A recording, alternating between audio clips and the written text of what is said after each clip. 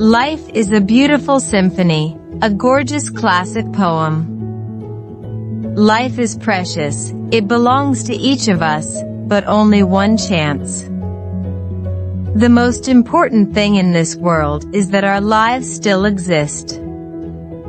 We love life, and we should cherish life even more because life is beautiful. Welcome, my name is Nella Kwan, and here today we are at the World Peace Federation's Cherish Life Support Gun Control Seminar. 首先有请世界和平联合会副主席 Leo Leonard 致辞。Hello everyone. My topic today is gun control. It is extremely important to protect lives. Life is beautiful. Symphony and gorgeous classic poem. Life is precious. It belongs to each of us, but there's only one chance in this world. The most important thing is our lives still exist. We love life and should cherish life even more because life is beautiful. In recent years, frequent shooting incidents, especially the sounds of gunshots on campus, have strangled youth, lives and cradled and cast a shadow over the safety of innocent life and watch fresh life disappear instantly. The entire family would turn the attention of homes are no longer complete. It deeply hurts everyone. Hearts that seem so helpless. What we heard and saw made us cry out loud. Who took precious life? Emotionally out-of-control gunmen and bullets without eyes will shatter warm homes one by one. Life and death, pain and pleasure, leave people endless pain, grief, and sorrow. How to improve people's right to own a gun, defense, and how to prevent guns from bullets causing death, and the key the whole society needs to explore. Gun control, if everyone is allowed to own a gun, this will lead to increased crime in urban areas because increased gun ownership has led to increased ownership, reduced the frequency of mass public shooting, and according to research from the University of Chicago. To deter any intruder or burglar under the U.S. Constitution, everyone has the right to possess a firearm for lawful purpose. This includes the use of firearms for domestic and self-defense. The right of self-defense cannot exceed the right to deprive him of his life. The right to knock down the criminal, but not the right to kill him. So here comes the question. All the guns and bullets currently sold are live ammunition. I wonder if it's possible to develop a non-lethal means of self-defense. Everyone has the right to life, and all illegal and criminal acts should be punished by the legal machinery. Prevention to work to keep alarm bells ringing through the school and continue to remind people frequently to prevent the accidental and life-depriving shooting incidents that should not happen. Violence is preventable, and the healing is possible. Like the National Suicide Prevention Lifeline, the Violence Prevention Hotline seeks to staff professional counselors to take calls from people that are in distress. The difference is that the Violence Prevention Hotline will attempt to reach out and work with the people who are contemplating violence acts against others. Website violencepreventionhotline.org 1-800-878-3224.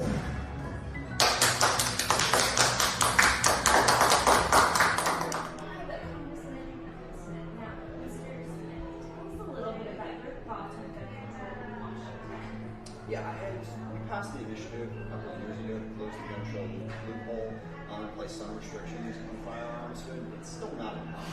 And it needs to be a nationwide effort. Certainly the state of Washington can step up, as we've seen in other states. you just go across the state lines and get access to firearms. It doesn't work. So, there are assault weapons, too much access to firearms for self-defense, and too many people who are not having adequate background checks. So I think we need to step up and control in the state. Anything that you advise for residents in Washington to look out for or to do? Well, organize it. Because we're going to need to build support nationwide. In my district, I represent the district, which is basically Seattle, way. There's very strong support for gun safety measures. Doesn't use the restrictions on access to firearms. Nationwide, we've got work to do. And I just want to put a plug in for the different organization.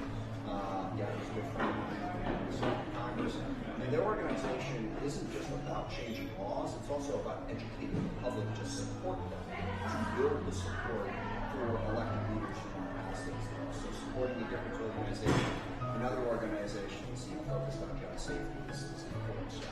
Love it. It's a little bit of your thoughts and a little bit of it organizations to look into. So thank you so much for Thank you. I appreciate the chance. Nice to meet you. I'm Dave from the 14. You know what? Today's a fundraising event, but also from my knowledge, my perspective, not as a farmer myself, he would be this is called the fundraising or also celebration. Okay.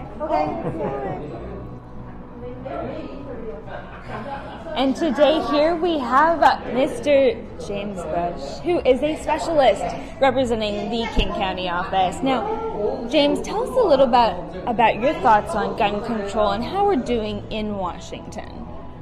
We're doing very well in Washington State. We have passed a couple of statewide initiatives in the past 2 or 3 years that have limited access to assault rifles and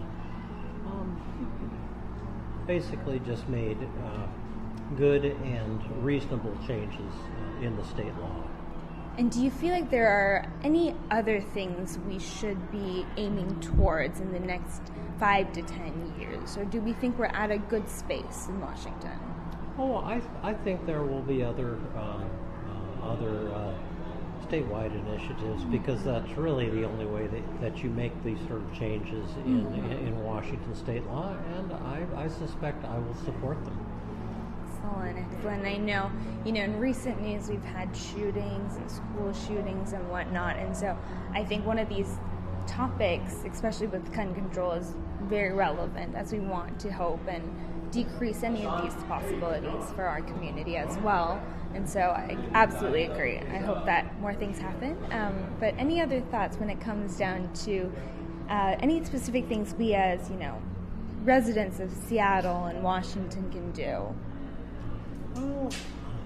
I just think we have very effective activists here in this state, and I am waiting to see what they come up with next. But reasonable gun control laws are a good thing for the community and for the state. Agreed. Well, thank you so much, James, for sharing your thoughts. We're excited to have you here. Thank you. Do you think that he probably also talk about gun control?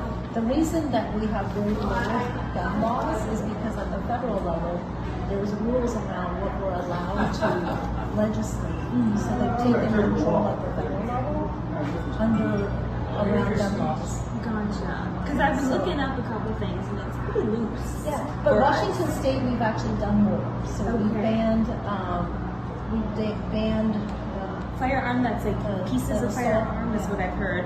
That's banned. You can't do it if it's not registered. And so you can have parts of it lying around. And there's also what they call there's one about the fact that I think it's called the red flag law. Okay. So when you see signs of someone who might harm themselves or others, then you can do something about making sure that they don't have access to their firearms. You have to turn it in, and then when they are medically able, they get the gun back.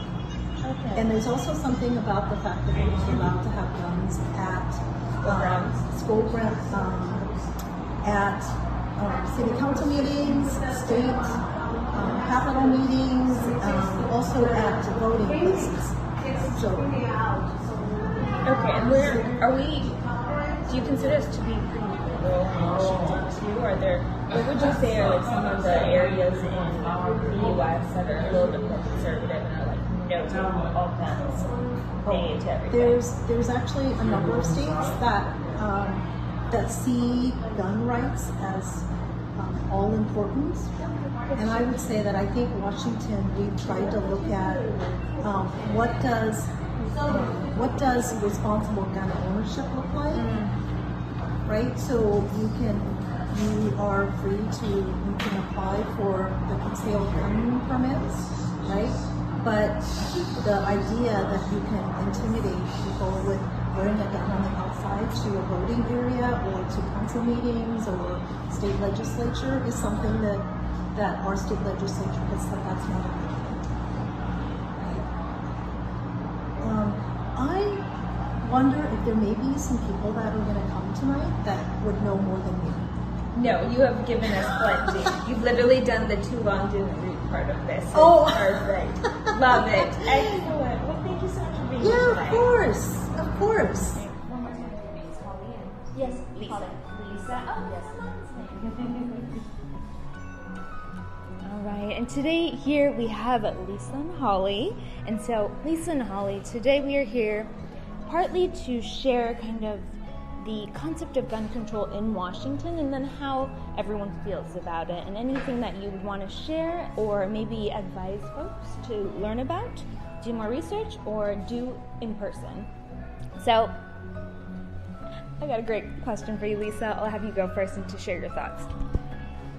Well, when you talk about gun control, to a lot of Americans, that's scary because a lot of Americans think it's their constitutional right to own a gun. So I personally believe that if people want a gun, one or two for personal use to protect themselves, that's fine. But I think the best way to go about limiting mass shootings is to actually make ammunition very expensive and tax it. And so let people have all the guns they want because that's their constitutional right. But please make the ammunition hard to buy. Agreed. That is one way to do that, absolutely. And then, Holly, what are your thoughts?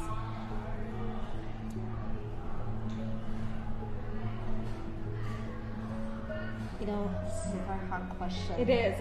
It's tricky, Yes, it's very touchy, tricky. it's very sensitive, absolutely. Yes, so I just go with my my worry because I have a little child, and she's going to turn 5.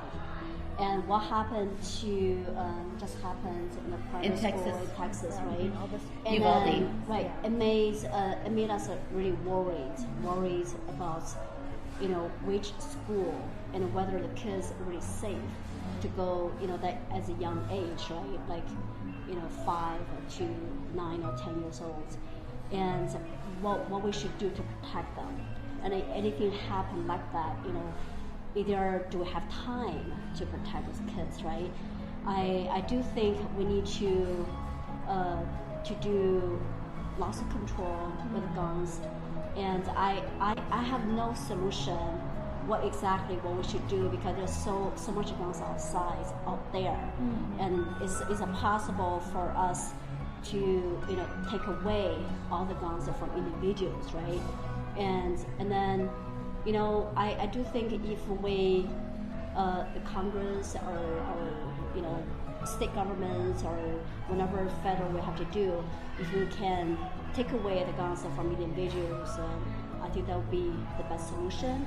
At least we, you know, have a better chance to protect young kids, right?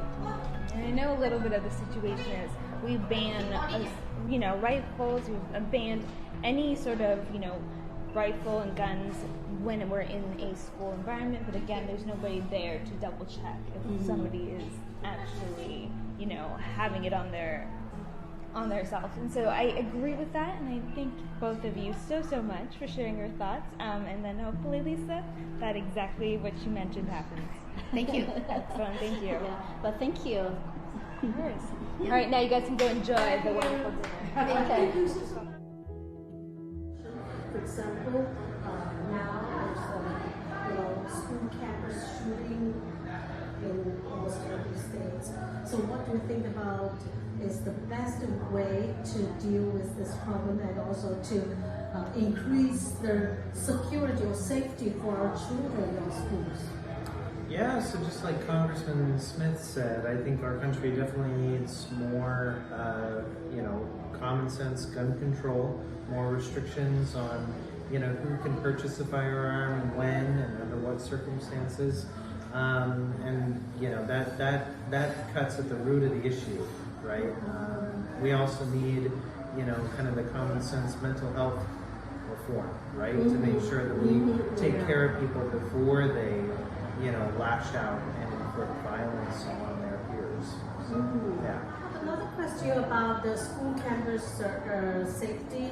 So, like a lot of public schools, they have the armed security guards, but there's some other schools like early learning center or some other schools like private schools, and also there's some public schools. There's no security guard to protect the kids, and when the parents, cannot arrive on time and the kids just run over. What do you think about how to, deal with this kind of situation from our government? Or what's your opinion? What's your ideas?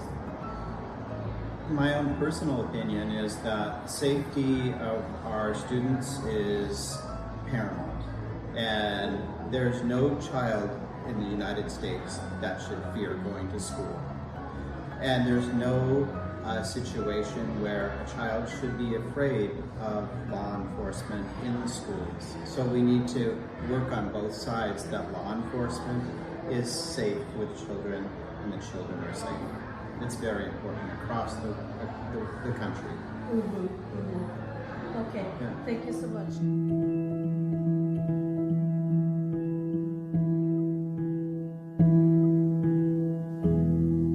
Prevention is all about sounding the alarm and reminding people through schools and the community that all unexpected and deadly shootings should not happen, and that social stability is the common wish of everyone.